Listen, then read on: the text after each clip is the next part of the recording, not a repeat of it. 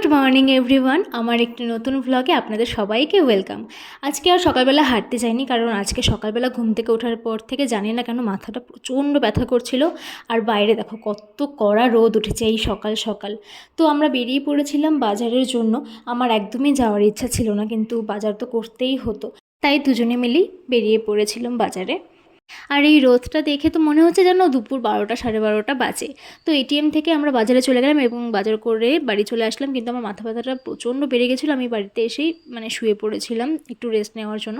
তারপরে উঠে রান্নাবান্না করলাম, আর রান্নায় করেছিলাম ঢেঁকি শাক ভাজা, মালাই কোফতা, আর করেছিলাম সর্ষে বাটা দিয়ে পাবদা মাছ, আর করেছিলাম কাতল মাছের একটা ঝাল তরকারি।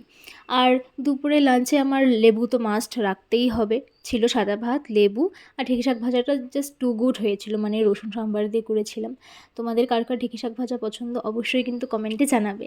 আর তারপর করেছিলাম মালাই কোফতাটা, যেটা সত্যি অসাধারণ খেতে হয়েছিল, এখন আমার মুখে লেগে আছে। তারপরে করেছিলাম এই পাবদাটা, আর পাবদার সাইজটা দেখো কত বড়, আর সাথে ডিমও আছে। আমার কিন্তু পাবদা মাছের ডিম খেতে খুব ভালো লাগে। আর খেয়েছিলাম কাতল মাছের এই ঝোলটা, যেটাও মোটামুটি একটা লেগেছে। তারপরে খেয়েছিলাম তরমুজ। আর লাঞ্চ সেরে একটু রেস্ট নিচ্ছিলাম, আর তখনই ও ফোন করে বললো যে তৈরি হয়ে নাও, বেরোবো। আর আমি তো শুনে আনন্দে লাফিয়ে জাস্ট দৌড়ে চলে গেলাম রেডি হতে।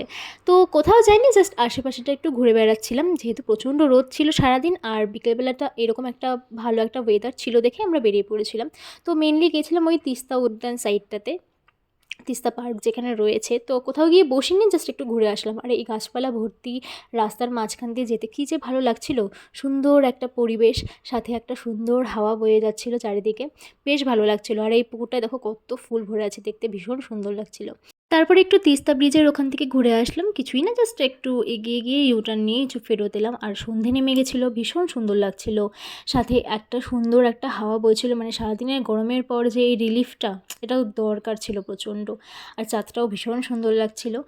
ছিল হনুমান জয়ন্তী, তাই আমরা একটা মন্দিরে গেলাম, বজরংবলীর একটা মন্দিরে। তো মন্দিরটা এত সুন্দর করে সাজিয়েছিল, ভীষণ ভালো লাগছিল, টুনি লাইট দিয়ে পুরো ডেকোরেট করা ছিল। আর এখানে দেখো কত ভিড়, সবাই পুজো দিতে এসছে। আর পাশে এখানে রাধা গোবিন্দর মন্দিরও ছিল, যেখানে সামনে প্রসাদ দেওয়া হচ্ছিল, আর এখানে মন্দিরে কীর্তন হচ্ছিল। তারপর আমরা ডিনার করতে চলে গেলাম বৈঠকখানা একটা রেস্টুরেন্টে, যেটা মোটামুটি একটা ভালো একটা রাস্তার পাশে একটা রেস্টুরেন্ট। তো বাইরে একটা সিটিং এরিয়াও ছিল, আমরা ভেতরে চলে গেলাম। তো ফার্স্টে খেয়েছিলাম চিকেন কাটলেট, আর খেয়েছিলাম ফিশ কাটলেট, যেখানে চিকেনের কোটিংটাও বেশ ভালো ছিল, আর ফিশের কোটিংটাও বেশ ভালো ছিল, কিন্তু আমার চিকেনটা বেশি ভালো লেগেছে।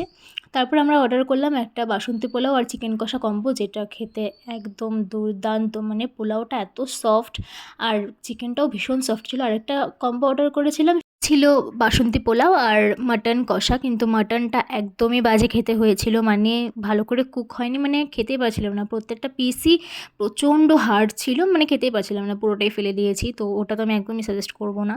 আর ওভারঅল খাওয়ার দাওয়ার বেশ ভালো। তো ভিডিওটা আজকে এতটুকুই রাখলাম, ভালো লাগলে অবশ্যই লাইক কমেন্ট শেয়ার করে দেবেন এবং সাবস্ক্রাইব করে দেবেন। তো দেখা হচ্ছে পরের কোনো ভিডিওতে, এখনকার মতো এখানেই টাটা।